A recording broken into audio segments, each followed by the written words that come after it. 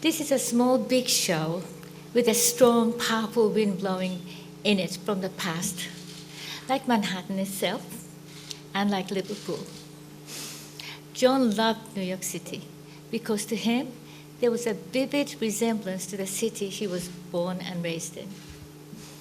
Initially, when Jim Henke approached me about doing a John Lennon in New York City show, I was delighted and thought it was such a wonderful idea right away.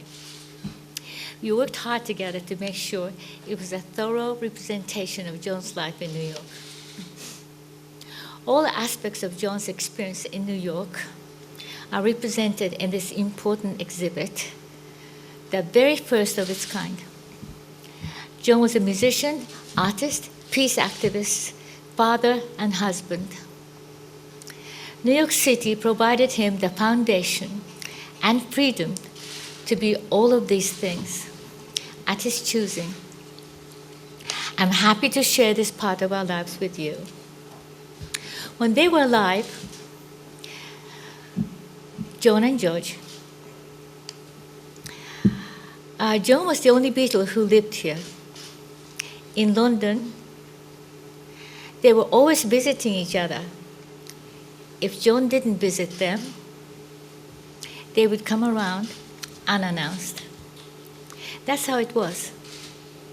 So on one hand, it must have been kind of lonesome for John, living here in New York City as the only Beatle and away from his mates.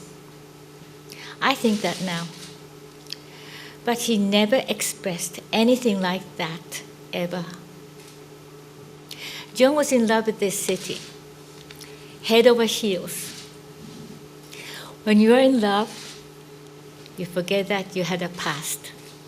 There's an element in New York City that's sort of anything goes kind of thing. And I think he enjoyed that. He enjoyed it down to when he was in, when we were in a taxi, and then we get off there. Great accent. I mean, that's a great accent. You know, it's like going back to Liverpool or something. And also when we were going through the park, I was a little bit sad in a way because she would just say something like, you know, my dad was here too, so maybe he was walking this very same street, you know. And I didn't, well, I had my father for the longest time, so I didn't really understand the sentiment, but I remember it now all the time. Yeah. It's still drawings or his artwork or his lyrics and those things. Yes, he did definitely keep it himself. But other stuff, the memorabilia stuff, he wasn't keeping. It was just there. Strawberry Fields was an orphanage that was in the back of Mimi's house. And Mimi was his aunt and who raised him. And so he was living in Mimi's house. And whenever he was not a good boy, Mimi would say, you better go there. You better, you know, get into the orphanage.